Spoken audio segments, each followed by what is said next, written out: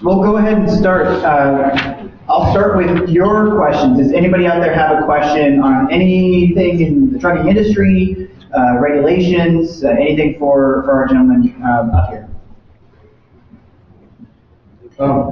My company is kind of in a unique position. We have a lot of older trucks that are specialty trucks that we are unable to upgrade at this time.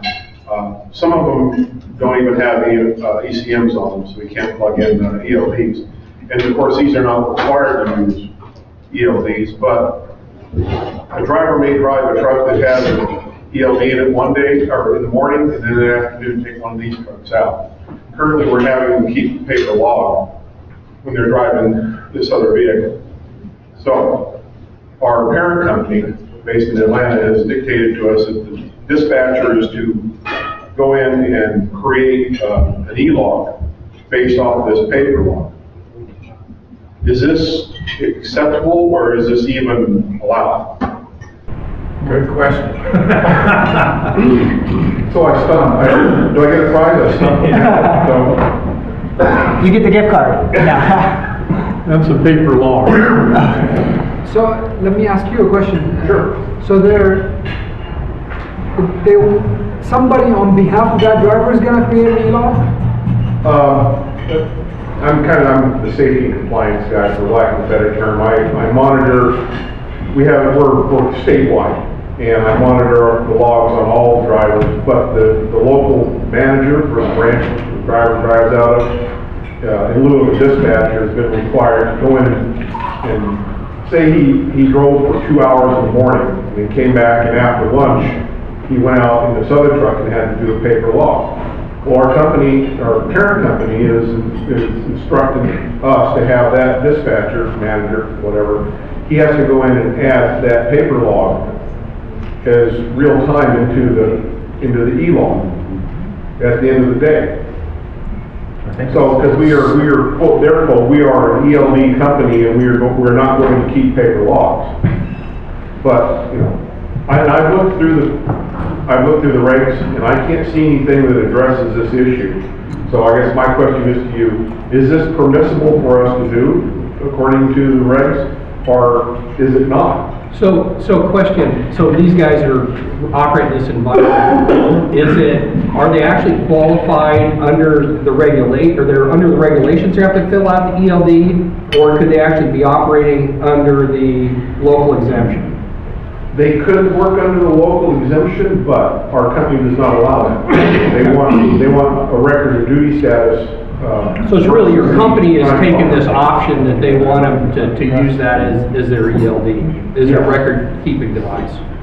So it's a company policy. It's not necessarily the regulation will address it, because those are two different scenarios. The first vehicle that he was operating during the morning time, it does not qualify for any ELD exemption. So that's one. But the one that he's operating during the afternoon, it's a vehicle, commercial motor vehicle, that does meet one of the exemption. And your company want that driver to incorporate the second half and the first half by creating E-logs. It depends on how it works out that day. But let's say the driver drove a truck with an ELD in the morning, in the afternoon he drove one that doesn't have one because it has no capacity to have one. So they're asking or demanding that the dispatcher go in there and fill out the driver, basically go in and correct the driver's E-log to reflect his paper log for that afternoon, and then certify it as. But that's a violation of 395.34, because every single records of duty status, whether if it's electronic or it's paper log, it needs to have the certification of the driver. And if the dispatcher on behalf of that driver goes and fill out that information, and that particular document does not have the driver certification, therefore it's not illegal. It does not meet the guidance of 395.34. That was going to be my comment, is that it would have to, once the dispatcher creates it, it has to go back to the driver to say certifies. Yes, and then stamp it yes. If that happens, I mean, it's just like the back office making an edit because the driver screwed up and he doesn't know how to edit. I mean, the back office can do edits, but it has to go back to the driver to verify it. Well, very often the driver will go log off duty at the end of the day, and then certify that the log is true and correct, and then the dispatcher will go in later in the afternoon or even the next day and do this correction, because of course, we all go home around 5 or 6. Right now, we're standard hour, business hours company, but so then this is done maybe the next day or even the day after that. The dispatcher will go in and correct this log or add it to it. And I don't know, will that show up as on a driver's tablet to certify that the changes were made and Yes. See, I understand what you're saying, but from the safety officials, or when you got inspected or audited your company possibly, if I stop that driver next day in the morning, and I request from him the previous 7 days, that the previous 7 days, they have a combination of ELDs and non-ELDs, and he's going to have to come up with you said an E-log, which definitely he cannot submit it to E-rods, because not in the format, it's a combination of both. Then we have a roadside inspection kind of conflict right here. So I mean, is there a particular reason why your company allow or let one driver drive 2 hours in this vehicle and 2 hours in a different vehicle in the afternoon? I mean, why they don't assign a driver to the vehicles that have the exemption and just keep it to them, so they don't have to deal with both worlds, and they will just continue to fill paper logs, and the vehicles that require ELD, just assign drivers for those, so you will not have conflict in hours of service. we don't have that ability. We don't have that many drivers available. I mean, as an example, we have one place that has 3 drivers, but they switch back and forth as to their duties. And one of the trucks that does not have an ELD is what we call boom trucks, or crane trucks. We make deliveries with these, and not everyone is trained on those. So, like I said, guy may go out and do a delivery using a Moffett for the morning, which is a truck on a forklift, and he'll come back and then go out and take a larger piece of what we manufacture, deliver in the afternoon, and it doesn't have an ELD.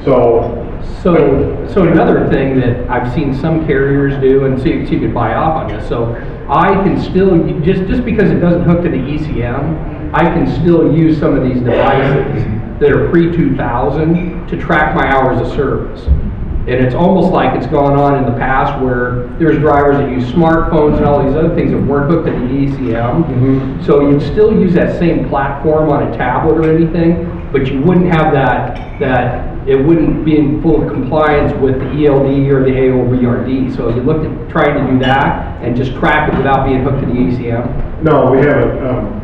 Actually, I've explored that possibility with the current provider we have, and they do not have anything that would work for us in that respect. For one thing, the way that the regs read is it has to be able to receive telemetry from the engine. Mm-hmm. So, and they unless it's pre-2000. Pre-2000, yeah. And that's what, like I said, there's some concrete guys in the area, there's some other folks in the area that I've taught, they kind of have that same thing, and because they still want to track the driver's hours of service on one platform. Yeah. So. I don't know, it's kind of a gray area. Can I ask whose device are you using? We're using XRS it's an OmniTrax product. Uh-huh. So, on a scale of 1 to 10, it's about 5, but it's well. Well, they've got lots of, I'd lean on OmniTrax a little bit harder, because they've got platforms that will do what we're talking about. That's not the newest and latest and greatest. I mean, the driver will stay on duty on his tablet. We use tablets. And, then he'll go off duty at the end of the day, but he just can't log any driving time or pre-trip or post-trip. So, and then, like I said, the dispatcher will go in the next day or even 2 days later and go in and put the drive time in.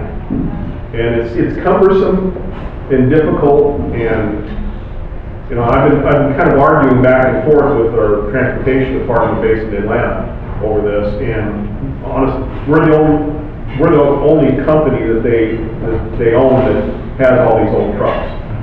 And so they're having a hard time wrapping their head around it. So, and I guess I'm not communicating well with them to try and explain it, but I just thought I'd ask this panel of experts here what they. Well, I have a question that I guess for these guys, I may be way off base, but early on, you said that this driver is eligible for the short haul exemption. Assuming he's eligible for the short haul exemption every day or nearly every day, there never was a paper or an electronic log required for this driver to satisfy the agencies. It is not required by So the, it's a company thing you're by doing. Oregon, by the state of Oregon or the FMCSA, but our company has required that they keep logs.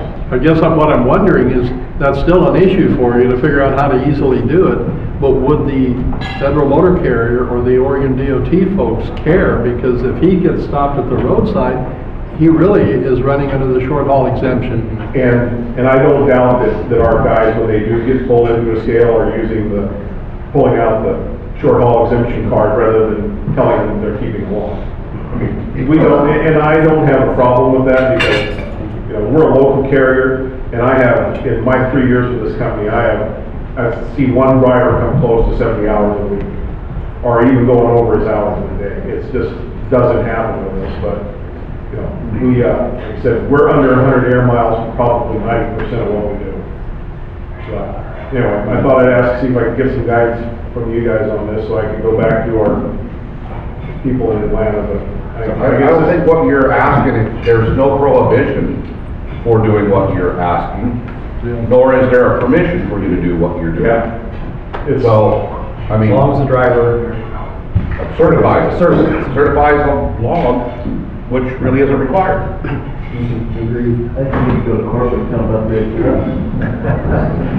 believe me, For yeah. internal controls, it makes perfect sense to want to do it one way. I want to treat my drivers all the same way each day, every day, no matter what truck they're in. Yeah. Start running two different internal, well, you're in this truck, so the internal controls are this, and then, well, now you're in this truck and now it's over here. I mean, that's tough to manage. And so I can see why the company would want to have it all together, although editing a log for a whole afternoon and drive and off duty and on, that is pretty cumbersome.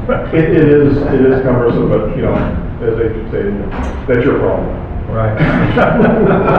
No, I agree with this, we need to upgrade our trucks, but when you're talking $3 to $400,000 to upgrade a truck, Yeah. with a newer model, it's probably not gonna, I'll be retired before that starts happening. Thank you. Yep. Any other questions? What is the short haul exemption for the state of Oregon? 100 air miles radius, you must return within 12 hours. You have to report to your normal working duty location within 12 hours. You gotta be back there. Start and stop in the Start and stop at the same place. See, we're dump truckers. Okay. And we're construction guys, so. Okay. We don't leave the state, so. Okay. Well, even the 100 air mile exemption allows you to cross state lines. Oh, it is? Yes. As long as you operate within 100 air miles of your normal work reporting location, return within 12 hours, you keep accurate time records for the same period of time, 6 months, you don't have to use electronic logs. The exemption is a federal regulation, so even though you're interstate, going across state lines, the regulation still applies. And 100 mile radius. What do you mean by time log? Just hourly, just daily hours? Time sheet shows your start time, your end time, your total hours worked each day. If you go to FMCSA.gov and you will see, just look up ETA packet, ETA. You have the packet that gives you all the DOT approved forms, which one of them is the time cards. It's a PDF form, you download it and you use it, and it's a DOT official time card. And 100 air miles is for CDL drivers, correct? And 150 air miles for non-CDL. For anybody who might need it, there's a great website called freemaptools.com. If you're trying to figure out, especially in construction, your starting point may be somewhere in the middle of Central Oregon. And once you get there, you could be eligible for the exemption, and it's very easy to use. Radius around a point is what you pick. Put in the point and give the radius, and it'll tell you with a map and a circle how far you can go and not leave that radius. Freemaptools.com. That's not road miles, that's as the crow flies. Correct. Right. Air miles. So it could be like 110, 120 miles. If it's within that 100 air miles circle. So a tail question for the federal gentleman, how long before they pull this exemption? Before they pull the exemption? Yep. We don't see any foreseen, I don't see them pulling it. There's been nothing that I've read anywhere in the trade. Yeah, it has been there for a while, and it's gonna be here for a while, so. Very practical. I hope they don't pull it. Another question? So what if you have a driver that runs most of the time local, but every once in a while he goes where he's going past 100 miles air radius? How does that kind of fall into the effect of using the EDL law? Yep. Well, I mean, if he, Go ahead. if he goes beyond, if your driver is usually drive under the short haul exemption, and for one day out of the month, let's say he went beyond Well, I'm saying like say once a week. once a week. Yeah. So in the 30 rolling days, he goes 4 days a week. Yeah. So he still falls under the exemption of ELD, which permits you to go no more than 8 days every rolling 30-day period. So if he goes 4 days out of the 30-day rolling 30-day period, he should be exempted from ELD, but he is still, for those days, required to fill 395.8 logs. So you would just fill out a paper log for those 4 days, Or any day you didn't meet the exemption. or any day you didn't meet the exemption. For ELDs, it's 9 or more? No, 8 or more? no more than 8. No more than 8. So if it's 9 or more, yeah, 9 or more, if you go outside of that 100 air mile radius 9 or more times in a 30-day rolling time frame, you will need to have an ELD. Or outside the 12-hour. That's true too. Well, anything, the short haul exemption does not revolve around only the 100 air mile radius. There is the criteria, as the gentleman from ODOT, he said, you have to report from and to the same location within 12-hour period within the 100 air miles. So if any of those criteria is not met, you do not comply with the short haul exemption, and by the regs, you're required to comply with the RODS 395.8. One question, for non-exempt days, because it was brought up here, does the driver still require to maintain the 7 previous days of driving? That the law can present to the office. In case he violated the short haul exemption? Let's say they were for 12 days they were exempt, the 13th day is non-exempt, you have to complete the hearing log. Do you also need to present the previous 7 days? No. No? No, as long as he keep the supporting documents in case the safety official asks him. How in the world would enforcement know how much of driving time did the driver? Well, I mean- Well, today. Well- If no prior dates maintained. Right, well, I mean, our safety officials, we take the words of drivers, we trust them. It's not like, if I stop a motor carrier driver and I ask him, where did you drive the last couple of days? And he tells me, I went from Eugene to Salem. I believe him, I have no doubt to think otherwise. So our safety officials will not, I hope not, that they will, we have no reason to think otherwise. You have a problem there though, I mean, that's you, but when I go across the scale, okay, no disrespect to the officer that's here, but when I go to that scale, he's not gonna believe me. He's gonna say, where's your 7 days prior? And you say, well, I worked the last 7 days, or I worked locally for the last 4 days. How do I know that? That's gonna be his response. Right, well, I mean, at that point, do you have your time card in your vehicle that shows the previous days? You don't have to. I know he by regulation, he's not, but I'm asking you, does he have it? You don't have it, but I'm saying to satisfy that sort of question, it's maybe a good practice to have it and say, look, I've logged in per the short haul exemption in the previous 4 or 5 days, even though you're not required by law to have that document. Right. Well, yeah, well, for us, our time card is electronically kept, so. Okay. I'm just saying, you might accept this, that's saying that that's what we did for the last 3 or 4 days, but the law enforcement's not necessarily, no. Well, I mean, it's really, I mean, the guidance is clear, the regulation's clear, but it also differs from one safety officer to another. I might believe you, some other individual might not, and that's This is nothing the regulations can cover. But we're back to, you know, we need the 7 days prior to the long trip. You know, you gotta have some kind of proof. We have in part 390 something called good faith effort, so you can go above and beyond and keep 7 days even though you're not required. Okay. But you can keep it just to show compliance and to be extra polite and to be, you know, just to show good faith effort. All right. But the burden would be on the officer to prove that you weren't using the short haul provision. So he might write that up and you have the opportunity to data queue that. Right. Say the officer he erred, I mean, he didn't give me the short haul provision, so there's avenues for you to deal with that type of situation. There's other tools the officers can use too, I mean, scale crossings, and, you know, if I'm local, there shouldn't be any other scale crossings If you tell me you went from Eugene to Salem on a day and I catch a scale crossing in Ashland, there's gonna be a problem. Yeah, we're Greenland user too, so Yeah. they can verify that. Right. Just a comment, I think I've been privileged to sit in, with their permission, with inspections from Federal Motor Carrier, the Oregon DOT, and the state police. That's an issue that has never arisen in probably hundreds of inspections where they challenge the driver. It's pretty clear in a written interpretation. The question is what documentation does the driver have to carry as a local driver? And the answer is none. And I've never run into anybody who really tried the driver on something like that. It's a simple fix. It really would be if it ever, I'm not saying it hasn't happened, it certainly would. But that would be to try and reach that person's supervisor right away, even before you go to the trouble of a data queue, which is a very easy process, but sometimes it's just calling the port of entry, you know, and saying, you know, this is what happened with our driver, are we misunderstanding? But, and that just leads to trying to have a reasonable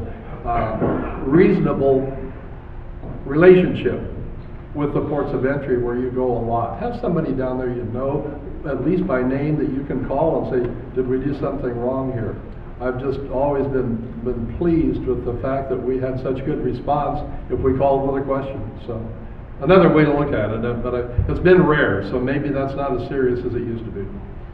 You know, John, if I could tail on to what you just said, one of the things, if everybody could take a little homework, make sure that somebody's accessing your profile with FMCSA, write that down, make sure that somebody's doing it every 30 days. That's one of the most common things, unfortunately, that I'll see when I get out and talk to carriers, is they're not even looking at their data, and that's how he's looking at carriers, is by accessing that. So if you don't have your PIN, and you don't have your, and if you don't know what I'm talking about right now, that's your scorecard with FMCSA. And you need to make sure those inspections on there are your inspections, and then maybe John, you want to talk about data queues after that, but it's just a constant thing. You need to be doing it every 30 days, set a particular in your calendar to make sure the data is good, because they're not going to call you up and tell you that somebody messed up and put a bad inspection or something, or a driver that never told you about that inspection where he's put out of service. So you've got to access that data. So it's called the FMCSA updates their CSA scores monthly. It's the SMS Safety Measurement System. And you can actually get on a notification process where they will email you and say, okay, it's just been updated, which can then remind you to go in and check it and pull it up. Highly recommended to see, you know. Do they match, the violation notices that I actually received, or is there a violation in here? Maybe the driver didn't turn in the inspection, or maybe there's an inspection that doesn't belong to you. I mean, we've had that where the truck was leased on to the company. The truck went away to somebody else, but and luckily the company deactivated the plate and had a date on when it was deactivated and could prove that truck was no longer associated with their company, and was able to get that violation removed. Andre, do you have a question? Yeah, just a little bit off the subject, or the main subject line, but you said that the carrier can deactivate the plate. Would this will this make them lose all the fees that they pay for RFPs for the plate? If you deactivate the plate, it's an IRP plate. Yeah. I mean, then you can prorate. I mean, there's money left on it that hasn't been used. You can apply it to the next truck that you put onto your. Can this plate be reactivated?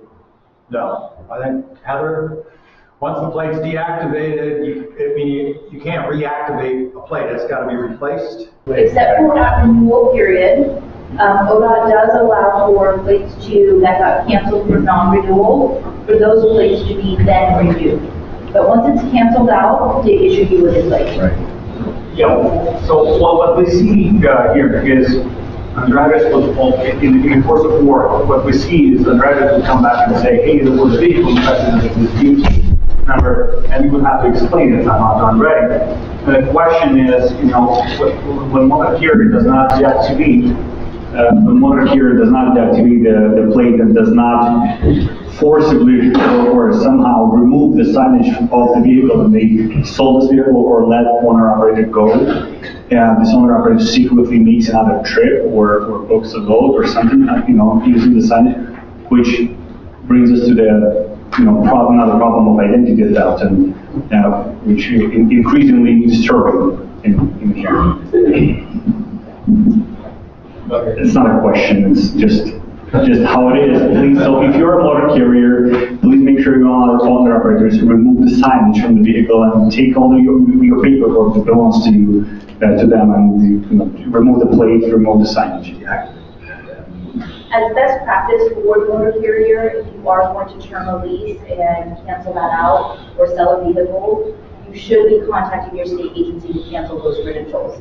That's New Mexico permits, that's New York permits, Kentucky permits, your plates, your Oregon weight certificates. Make sure that you're doing your due diligence to avoid scenarios like that. With Oregon, you can get the canceled weight receipt, and a lot of insurance companies will accept that as proof to take some of those off of there, and you can use that in data queue challenges. But to avoid that in the first place, you really should be taking these steps to cancel all of those credentials out on that vehicle. Yeah, and so the seriousness of the issue cannot underestimate because underwriters, because of the financial responsibility laws and increasing number of vehicles on the road for which the premium is not paid to the insurance company, it worries them a lot. And if they see an inspection in the vehicle that is not on the policy, not listed in the policy, and there is no proper documentation for removal, that puts motor carrier in the position of not being honest with the insurance company. You're probably going to face either non-renewal or midterm cancellation with not good record. So the search for the insurance policy next term is going to be trouble big time. If you cancel for using non-reported vehicles to the insurance company. I'll do a nice shameless plug. CSA score, management, monitoring, licensing, and all of that. Flowstone does help carriers do this as a service, so something to consider if it's an issue you see your company running into. Speaking of transition of drivers, we had an interesting, we were privy to some interesting emails from our lawyer friends, and what happens if an owner-operator leaves a company, ELD speaking? So if an owner-operator is leased onto a company and has the company's ELD system, and then the owner-operator leaves, obviously he's taking the ELD with him if he was charged back and paid for that ELD. What happens to the data?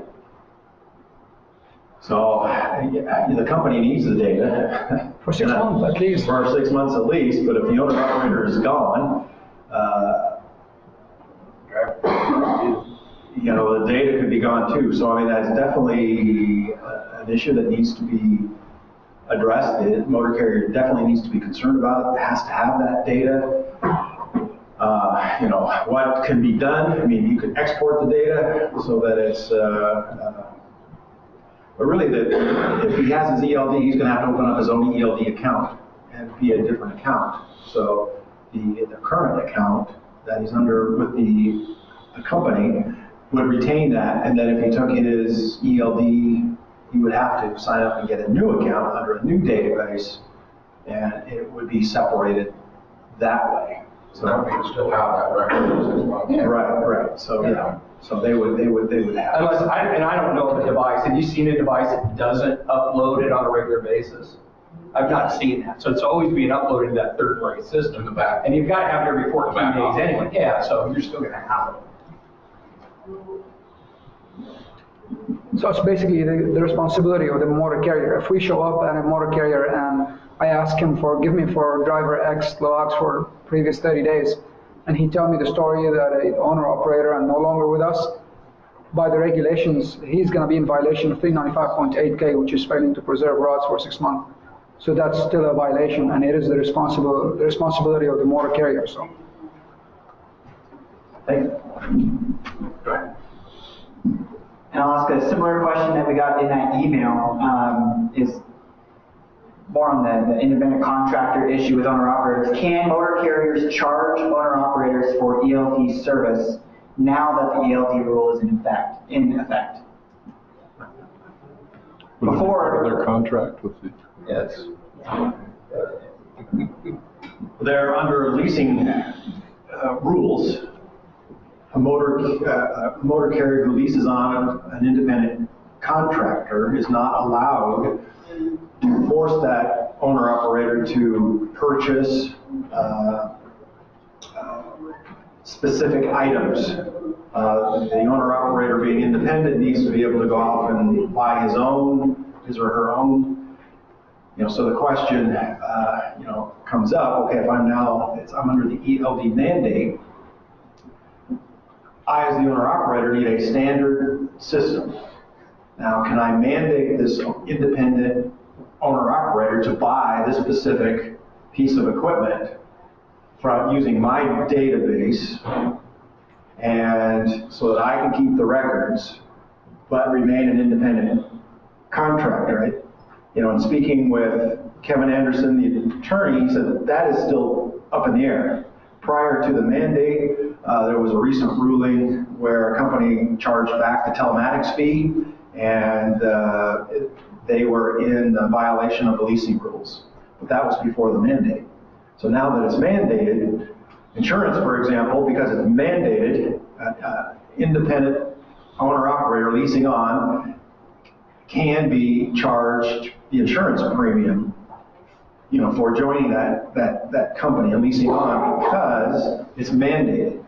So the theory that's untested in court is that, well, now that this ELD is mandated, that the company can now dictate that you have to buy this specific ELD. But again, there's controversy on both sides, and I was reading through a 27-page email of comments from the different attorneys, and there is no direction yet, clear direction under that. So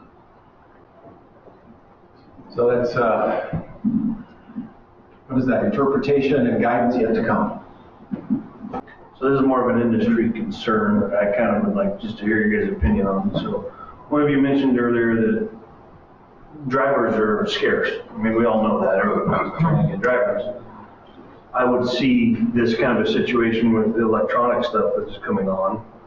You get the older generation of truckers that doesn't want to run a smartphone. They're going to say to hell with all this, and they're going to retire or quit or not want anything to do with it, which is going to create more of a trucking issue for drivers, in my opinion. And then is that where the automated driving is going to come in? Where does that put, where would that put us in the long scope of things? I mean, is it all going to be automated in 15 years, 10 years? Can everything I read,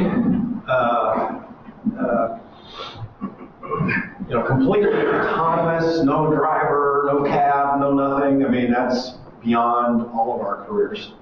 It's probably 2050-ish, which is, what is going to happen, by 2025, will there be platooning? Yes.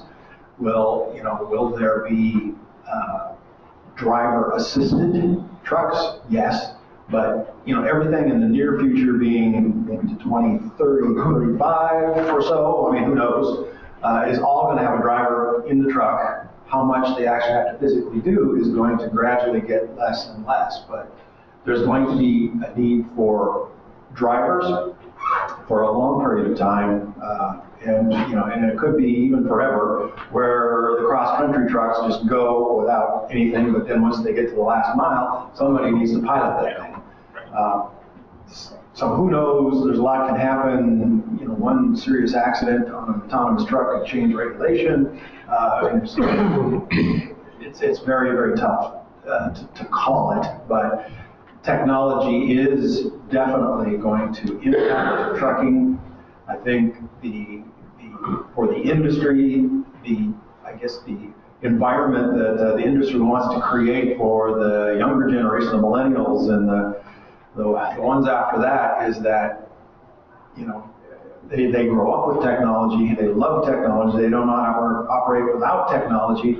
Trucking can be a technology-filled environment where they're operating a very, very sophisticated piece of technology. So that's the hope, is to drive them, to get new drivers excited about the technology that's coming. And like, just to add to this, because it's kind of, it varies. Like, you see some corporations or some motor carriers that the drivers in that particular motor carrier is very resistant to change or to new technology. And you see in other carriers that they're very open to it and want to learn it. I think it all comes down, from what I've seen in the field, it all comes down to the way you approach it, to the way you train it, to the way, if I am the safety official in this company and I put it in a way that it's the truth way, which is like really it should facilitate your life, and you should not be dealing with paperwork, and it's automatically is done for you. So I mean, I think the transportation industry is the last industry in the United States that technology didn't catch up with us yet. Everybody is doing it automated wise, and I think this should facilitate it for everybody, just the way you present it to people. If you bring it like you know, my mother lives in California and I live in Oregon. So once I taught her how to text through smartphones, she texts me every 2 minutes now. You know, so it's just like the way you put it. Like, first she didn't want to learn about it. Oh no, Mom, you just do this, open it, press a couple. Now every 2 minutes, hi, you know, it's just the way you present it to them. And once they really see the benefits of it, it's like super easy, and it's really made for them. I hear a lot of comments that people think that the Fed put this to monitor us closely. I mean, the Feds have like way too much stuff to deal with.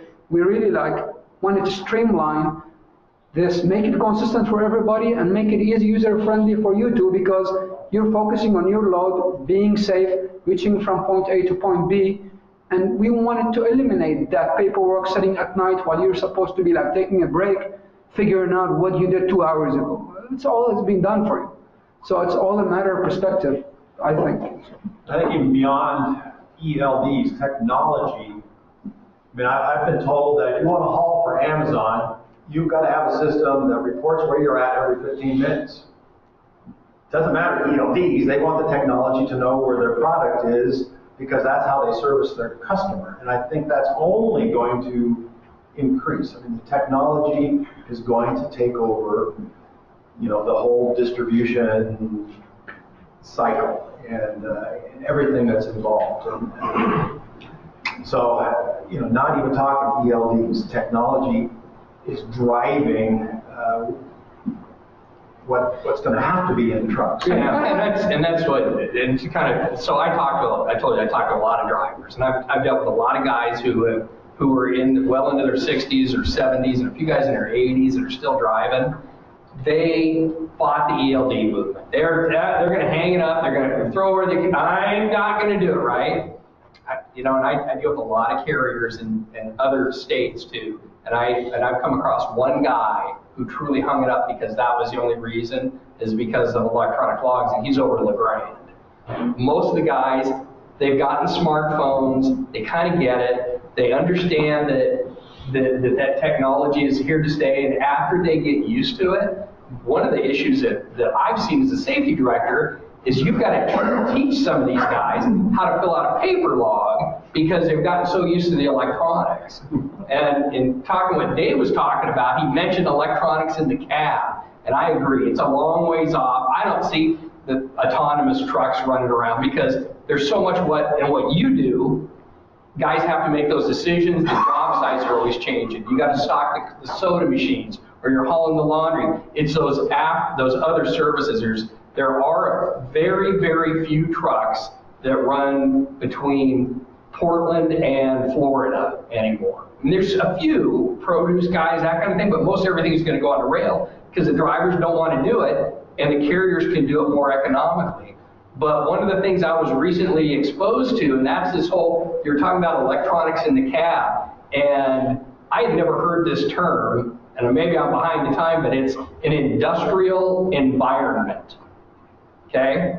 There is a, part of our shortage of drivers is that we have less and less young folks who are exposed to an industrial environment. So when I was a kid, I learned how to drive a tractor. I'm not a farm boy, but if you were going to work, you had to work, right? You had to go out and work on the farm, or your dad had a machine shop, or you were around maybe horse trailers, or you had dirt bikes, and all those kinds of things. And because there's less folks that are used to turning wrenches, getting greasy, there's honest to God, when you talk to these folks, they are afraid, definitely afraid of a great big truck, because they've never been around anything big. They've been around their smartphone or their weed and all those kinds of things, so we have to introduce those and get them thinking that way. But that's where these technology jobs, it's because of this industrial environment. So they're trying to lure them in. And you see there's, if you follow the stocks, there's a lot of vested interest from Tesla Motors and BMW on coming up with those autonomous and automated. There, to a certain extent, they are trying to lure a lot of people that into video gaming and stuff, or like they came up with the vehicles that you can just drive it by moving fingers and stuff like that. So it does have its pluses and its minuses, but I think the human factor will be there for a long time. I don't see it going away in the next 3-4 decades. Yeah, the technology is close, right? But the other side of it too is regulations, and you know how fast regulations move, right? Good old government, and there's 3 notices going out, if not now, like in the next couple of days, regarding semi-autonomous driving or full automated driving. They're calling it automated driving systems. The first notice is basically, are there any vehicle regulations, brakes, mirrors, things like that that could impede, that need to be changed to allow semi-autonomous vehicles, because they might not need that, right? Another notice is going out to specifically on infrastructure. What color do the lanes need to be on the road? Do they need to be changed for the cameras to read it and to pick it up? What roads can it do? Highways, cybersecurity concerns. So there's these, and then another one is for public transportation as well. There's comment. It's a comment period right now. You can go on and voice your concerns regarding those 3 things. But that's coming up now. Those concerns are coming out now, and it's regulations. It's going to take time for that to change.